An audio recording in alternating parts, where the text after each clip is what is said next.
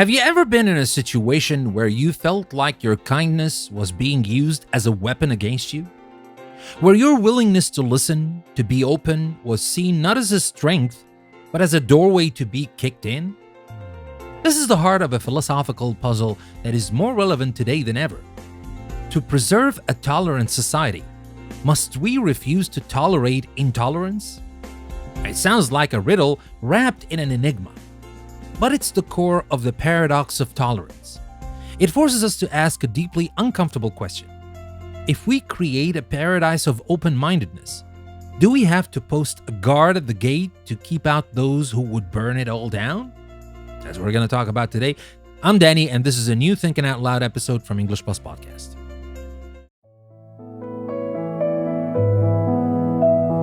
Now let's throw a little party in our minds.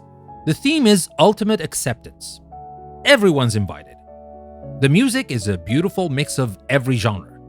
The food is a potluck of global cuisine, and the only rule is be yourself and accept everyone else.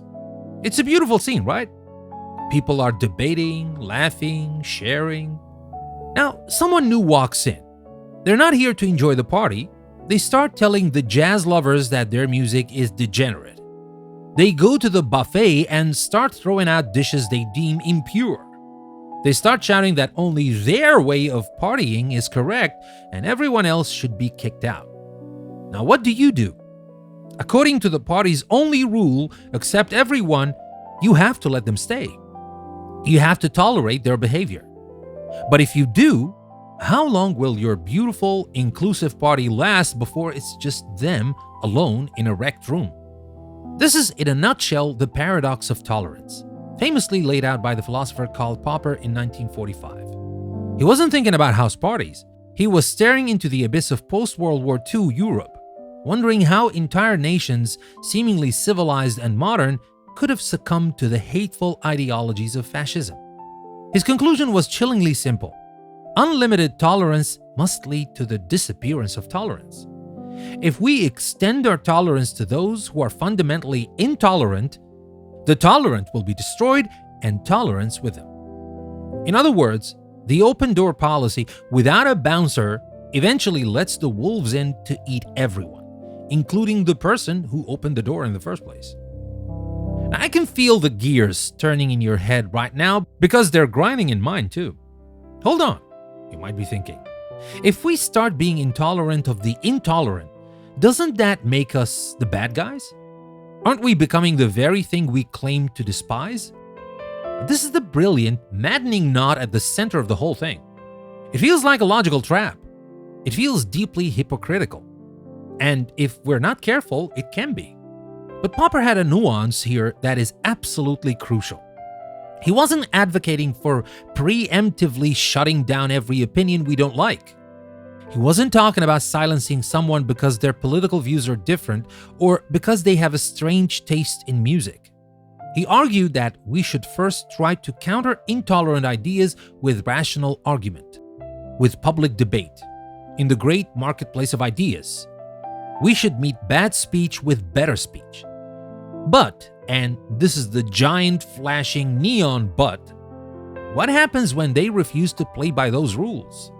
What happens when they meet our arguments not with counter-arguments but with fists?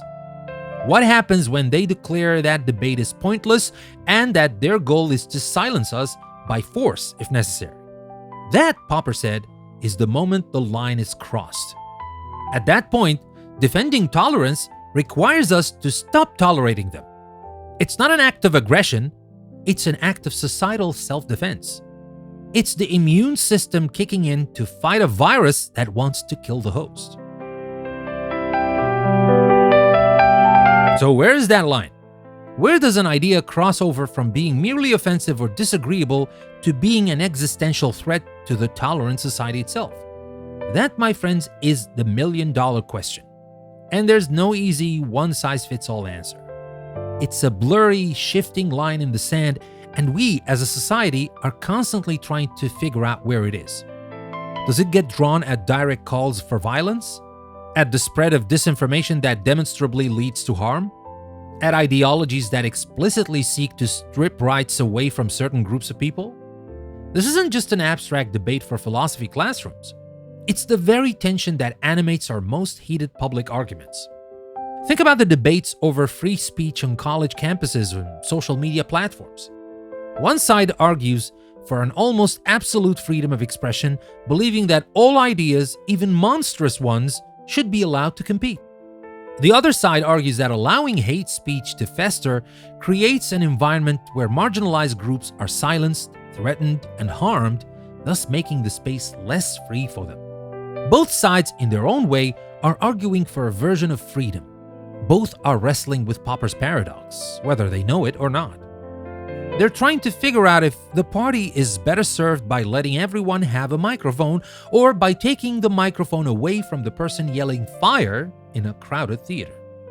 Now let's bring this down from the high-flying kites of political theory and let it land right in our backyards. This paradox doesn't just play out on the world stage. It plays out in our lives, in our relationships, in the quiet chambers of our own hearts. Think about that friend who constantly makes jokes at your expense, who belittles your passions, who drains your energy. You tolerate it because you value harmony, because you believe in seeing the good in people, because you're a tolerant person. But at what point does your tolerance of their intolerance toward your feeling start to destroy your own peace? At what point does your open door policy for them close the door on your own well-being? It's the same principle. You try to meet their behavior with rational argument. Hey, it hurts my feelings when you say that. You try to counter it with reason. But if they refuse to meet you on the field of mutual respect, if their goal isn't to coexist but to dominate, then the only way to preserve your own tolerant inner society is to become intolerant of their destructive behavior. It's called setting a boundary. And setting a boundary is, in its essence, drawing a line in the sand and saying, my tolerance ends here. It's not an act of hate. It is a radical act of self-preservation. It is the soul's own version of Popper's paradox. It can be a moment of profound sadness to close a door you so wanted to keep open. But sometimes, it's the only way to keep the house from being torn apart from the inside. And now here's the scary part, the part that should keep us humble. If we accept that tolerance requires limits, it immediately raises a terrifying question. Who gets to be the bouncer? Who decides which ideas are intolerant and beyond the pale? History is littered with horrifying examples of powerful groups labeling dissent as intolerance to crush opposition and maintain control. The powerful can easily weaponize this paradox to silence the powerless. The line, we must be intolerant of intolerance, can sound an awful lot like we must be intolerant of those who disagree with us. This is why this paradox isn't a simple instruction manual. It's not a green light for censorship or a call to arms against anyone we don't like. It's a warning. It's a philosophical fire alarm. It reminds us that freedom is not a passive state of being. It is an active, difficult, and sometimes contradictory struggle. It requires constant vigilance, not just against the overly intolerant, but also against the potential for intolerance within ourselves. It demands that we be incredibly precise about what we're fighting against. Not people, but ideologies that seek to destroy the very possibility of rational debate and peaceful coexistence. It's a tightrope walk over a canyon, and the winds are always blowing. So, my friends, if you came here looking for a neat and tidy answer, I'm sorry to disappoint you. The beauty of the paradox of tolerance is that it doesn't give us a solution. It gives us a better question. It replaces the naive, shouldn't we just tolerate everyone, with the much harder, more important question, what are the things we cannot afford to tolerate if we wish to remain a tolerant people? It forces us to move beyond simple platitudes and engage in the messy, complicated, and essential work of defining our values. Building a tolerant world isn't about throwing a party with no rules. It's about being a thoughtful, discerning host. It's about cultivating a garden, which means not just planting beautiful flowers, but also having the wisdom and courage to pull the weeds that would choke them out. It's a constant dance, a perpetual negotiation, a burden that every generation has to pick up and carry for itself.